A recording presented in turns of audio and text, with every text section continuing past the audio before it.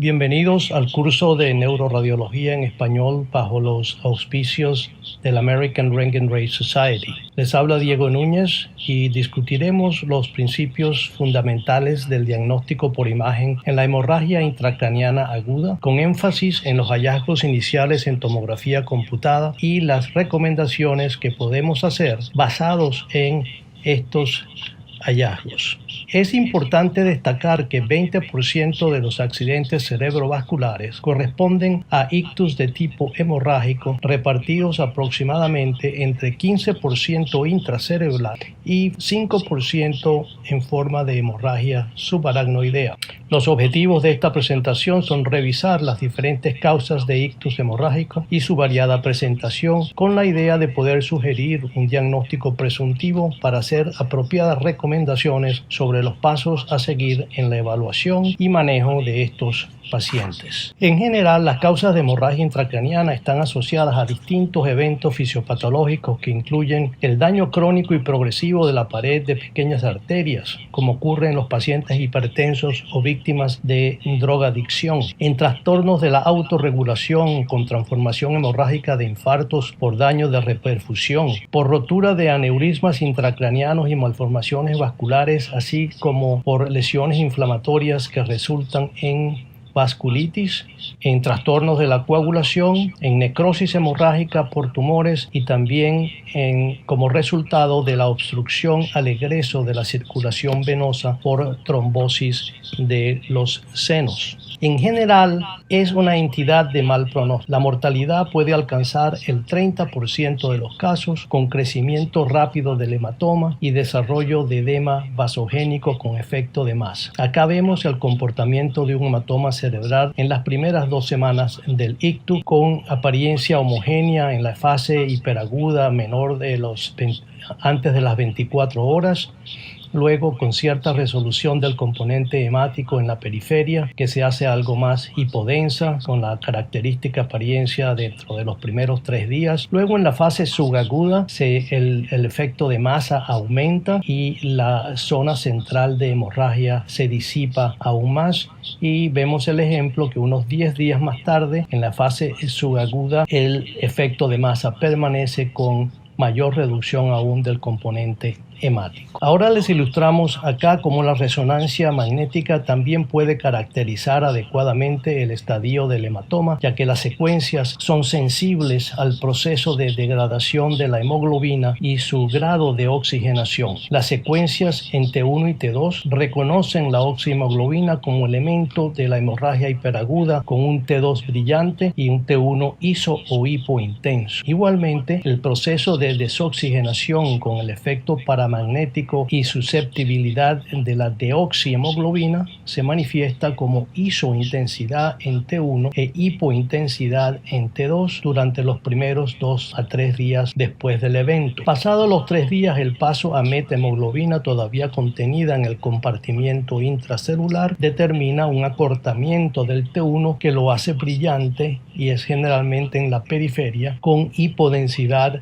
marcada en T2 y asociado edema circundante. En la medida en que progresa el paso de la metahemoglobina al compartimiento extracelular, vemos un comportamiento similar de hiperdensidad en ambas secuencias T1 y T2, lo cual comienza generalmente a partir de la primera semana y puede permanecer hasta por meses hasta que se convierta finalmente en hemosidería. La tomografía computada puede contribuir en la estimación del pronóstico del paciente. El volumen del hematoma mayor de 30 centímetros cúbicos es de mal pronóstico, y acá ilustramos las medidas en 2 planos, en la vista axial y la medición de la altura en el plano coronal, como fórmula para la estimación del volumen de un elipse. Más recientemente se han desarrollado medidas automatizadas en los tomógrafos, pero la medición de las 3 dimensiones dividida por 2 todavía contribuye adecuadamente a la estimación del pronóstico en la práctica del del día a día. La pérdida de volumen cortical, la densidad heterogénea del hematoma, su forma irregular y la extensión intraventricular son también factores de mal pronóstico. Igualmente, la potencial expansión con sospecha de extravasación de contraste en angiotomografía ha demostrado ser un buen signo pronosticador del deterioro neurológico. Este es un signo de relativa reciente descripción que tiene un buen valor predictivo para la posibilidad de que la hemorragia se expanda y se asocie con un peor pronóstico. Es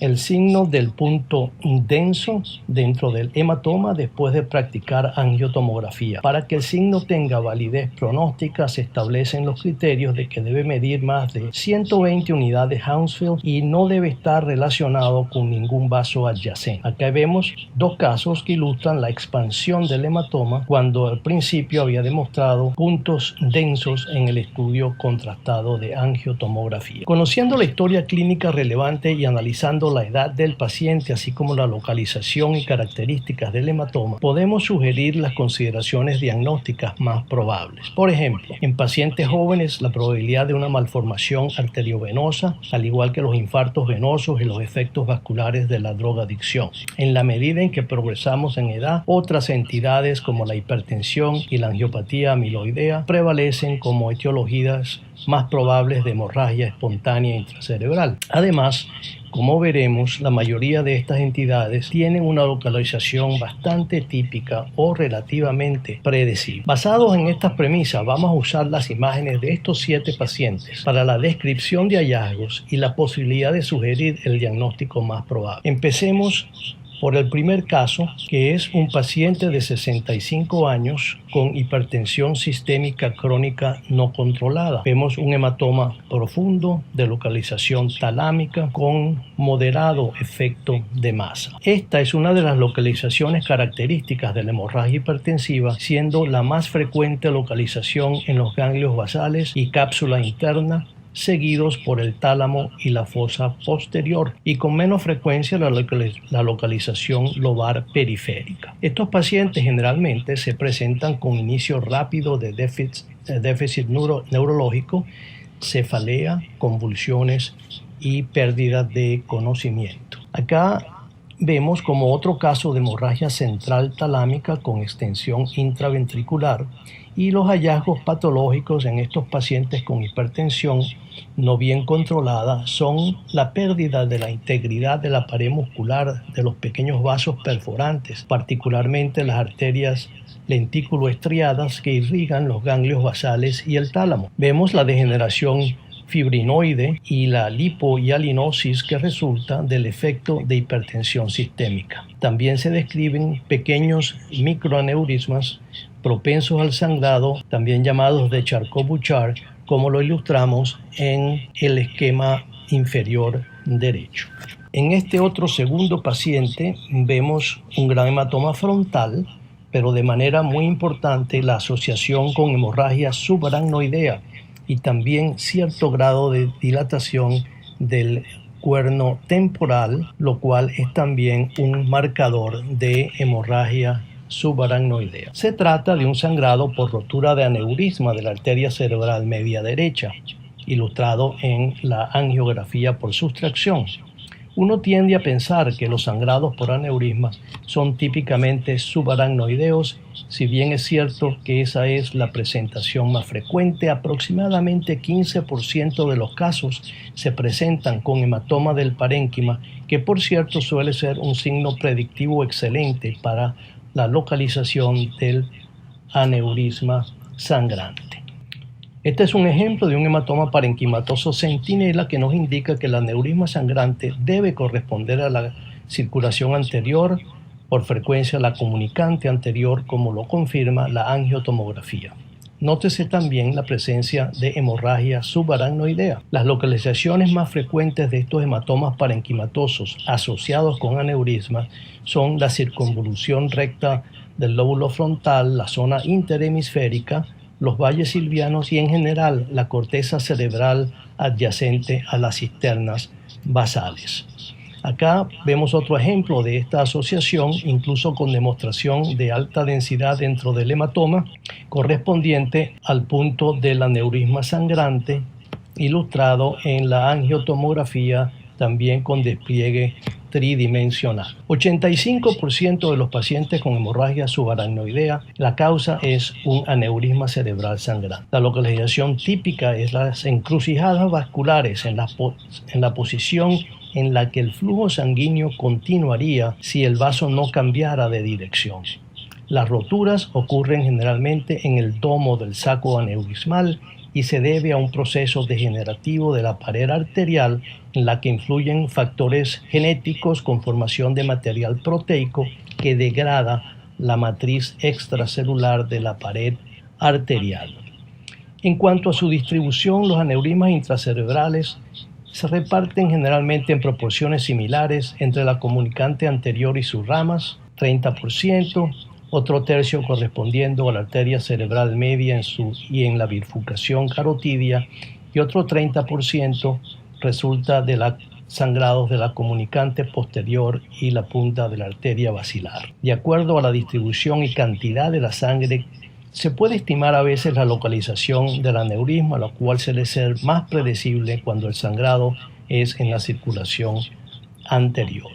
La localización del aneurisma sangrante a veces podemos predecirla por la presencia de un defecto hipodenso resaltado por la densidad de la hemorragia circundante, como lo vemos en este aneurisma de la bifurcación carotidia, demostrado en angiotomografía y en reconstrucción tridimensional. Hay casos en los que la hemorragia subaracnoidea no se produce por un aneurisma sangrante, sino por aparente sangrado venoso, el cual tiene una distribución muy característica y es en las cisternas perimesencefálicas. Ocurre típicamente como un proceso de evolución más benigna en pacientes con evaluación arterial normal, incluso en estudios negativos repetidos. Los criterios para este diagnóstico incluyen que la sangre esté centrada anterior al tallo cerebral o la protuberancia, pudiendo tener mínima extensión a la cisterna supracelar o silviana, y no debe haber sangre intraventricular. Cuando estos criterios se consideran, solamente el 5% de los pacientes demuestran un aneurisma de la fosa posterior. Nuestro tercer paciente nos muestra una combinación de hemorragia paramedial frontal posterior izquierda con edema y algo de hemorragia subaracnoidea. Se trata de una mujer joven con un infarto hemorrágico por aumento de presión retrógrada secundaria a obstrucción del flujo venoso eferente. La trombosis venosa puede ocurrir en las venas periféricas, como en este paciente en quien se practicó venografía por resonancia en la admisión, demostrando trombosis venosa con evidencia de recanalización del flujo en el estudio de seguimiento. Esta otra paciente muestra alta densidad en los senos venosos recto y sagital, así como en la vena precentral. Nótese la presencia también de hematomas temporales izquierdos. Las causas más frecuentes de esta entidad son condiciones de hipercoagulabilidad, ciertas medicaciones, infecciones, meningiomas e incluso trauma con lesión de los senos venosos. La presentación clínica frecuente es en mujeres jóvenes con historia de tratamiento anticonceptivo y se presenta frecuentemente con cefalea, déficit focal y convulsiones. Acá les ilustro un caso muy avanzado de trombosis venosa con extensa restricción de la difusión de la sustancia blanca periventricular y subcortical, con los correspondientes cambios en el mapa de coeficientes y cambios hemorrágicos en la imagen ponderada de susceptibilidad magnética. La venografía muestra la obstrucción de los senos longitudinal recto y transverso, así como de la circulación venosa profunda. Hay signos tomográficos y de resonancia magnética para el diagnóstico de trombosis venosa, como son el signo del triángulo o cordón denso posterior y el signo delta con defecto central en los estudios contrastados. En esta otra paciente con afasia y convulsiones se demuestra la hemorragia lobar importante con edema, así como el defecto dentro del seno longitudinal en la imagen contrastada T1, la hemorragia aguda por predominio de deoxihemoglobina y la obstrucción venosa anterior del seno longitudinal. Nuestro próximo paciente es un niño con hematoma más o menos profundo temporal y aparente extensión intraventricular. En efecto, este paciente se presentó con cefalea brusca, hemiparesia izquierda y sangrado intraparenquimatoso temporal derecho. Nuestra primera presunción diagnóstica, particularmente por la edad del paciente, debe ser una malformación vascular. Como tal, indicamos de inmediato una angiotomografía que demuestra múltiples imágenes tortuosas en serpentina correspondientes a una malformación arteriovenosa como causa del sangrado intraparenquimatoso. Otras entidades que pueden confundirse con un sangrado reciente es la densidad producida por malformaciones de tipo cavernomas que pueden o no estar asociados a anomalías del drenaje venoso. Pueden ser lesiones hiperdensas, pero en la evaluación por resonancia se nota la presencia de productos hemáticos o hemosiderina. No es un sangrado agudo y suele ser un hallazgo incidental. En este caso, las lesiones son múltiples y sabemos que el paciente tiene una historia de carcinoma de pulmón. Se trata de metástasis hemorrágicas. Los primarios más frecuentes son precisamente pulmón, también la mama y los melanomas, así como los carcinomas de células renales y los coriocarcinomas. Es importante destacar que las metástasis representan el 25 al 30% de todos los tumores cerebrales y que de 3 a 14% son hemorrágicas. Es también de interés que aproximadamente el 50% pueden ser solitarias en la presentación inicial, como lo demuestra este paciente con melanoma metastásico en las figuras inferiores. Este es un ejemplo de lesiones hemorrágicas en pacientes con melanoma metastásico. La localización cortical subcortical de estas lesiones es bastante característica, pero también pueden identificarse en posición más central gangliocapsular. Las lesiones muestran grados variables de edema circundante y consistentemente evidencia de susceptibilidad magnética. En ocasiones, como lo vemos en la imagen izquierda superior, un nivel líquido puede identificarse por sangrado reciente con o sin signos de necrosis central. Los tumores primarios son también causa de hemorragia espontánea. Este es un paciente con glioblastoma multiforme y hemorragia en el esplenio del cuerpo calloso. Las lesiones primarias pueden ser responsables en el 2 a 6% de los casos de las hemorragias intracraneanas no traumáticas y ocurren por rápida necrosis tisular y rotura de los neovasos dilatados con paredes muy friables. Ahora ilustramos otro paciente de edad con lesión hemorrágica lobar. ¿Cuáles serían las consideraciones? Bueno, una consideración importante es la posibilidad de una microvasculopatía amiloidea hemorrágica, la cual se produce por trastorno en el metabolismo del precursor proteico del amiloide, el cual se deposita en las paredes vasculares. Esta entidad tiene rasgos comunes con los hallazgos histoquímicos que se ven en pacientes con Alzheimer y con trauma cerebral crónico. Se ve con más frecuencia en pacientes con demencia senil y no hay realmente evidencia de asociación con hipertensión en estos pacientes.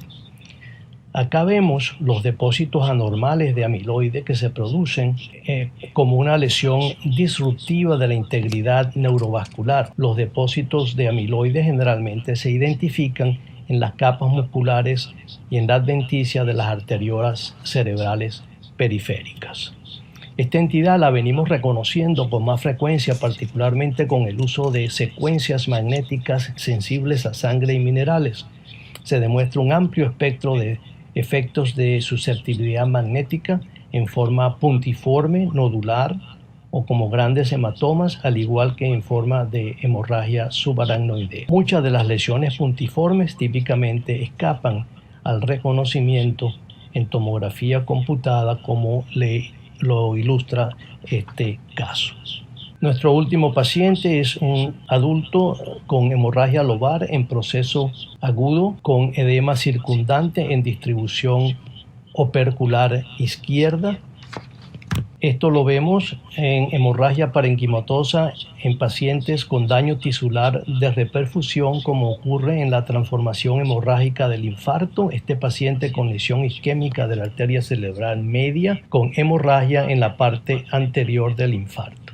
Esto ocurre muchas veces en forma petequial, que puede pasar inadvertida en la evaluación tomográfica, o puede ocurrir en forma de francohematoma intracerebral, como en este paciente con efecto de masa asociado.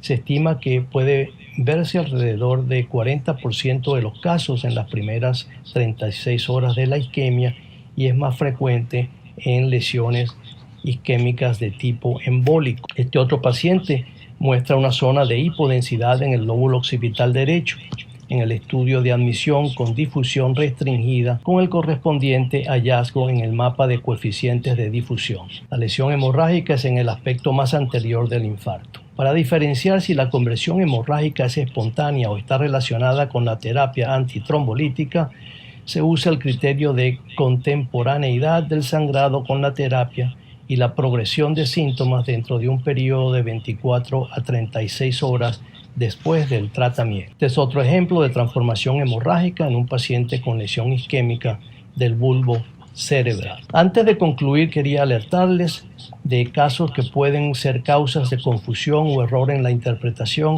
como en estos 4 pacientes que todos se presentaron con cefalea a la sala de urgencia.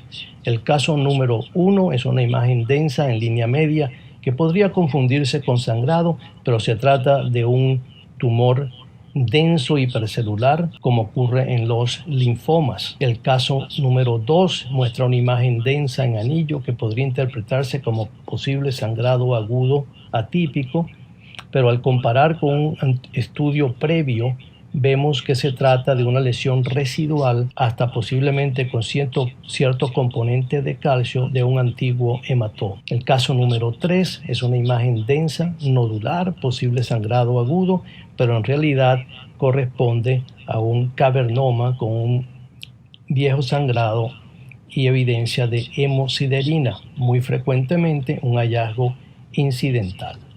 Y el caso número 4 es una imagen densa periférica nodular semejante a hemorragia, pero que se trata de un simple artefacto de atenuación heterogénea por potenciación periférica de la densidad cortical adyacente al hueso. En conclusión, el diagnóstico por imagen en la emergencia neurológica juega un papel fundamental al establecer si un ictus es o no hemorrágico. Seguidamente, nuestro análisis de la distribución del sangrado y el conocimiento de la edad y factores de riesgo del paciente nos permite brindar un diagnóstico presuntivo y la recomendación apropiada. Utilizando la tomografía computada como paso inicial, podemos, dependiendo del resultado, establecer nuestras recomendaciones. Si el resultado es negativo, no es necesario otras evaluaciones. Si el resultado es positivo, pueden ofrecerse las posibilidades de una angiotomografía si existe alto riesgo de expansión del hematoma o sospecha de malformación vascular, aneurisma o tumor. Igualmente, la resonancia magnética podría recomendarse en los casos donde la etiología no está bien definida, en casos donde haya existido hemorragia previa o cuando se sospeche una lesión de origen venoso trombótico. En algunos casos donde haya la clásica localización de un hematoma central en pacientes con historia de hipertensión, podría obviarse la recomendación con otros métodos de imagen. Muchas gracias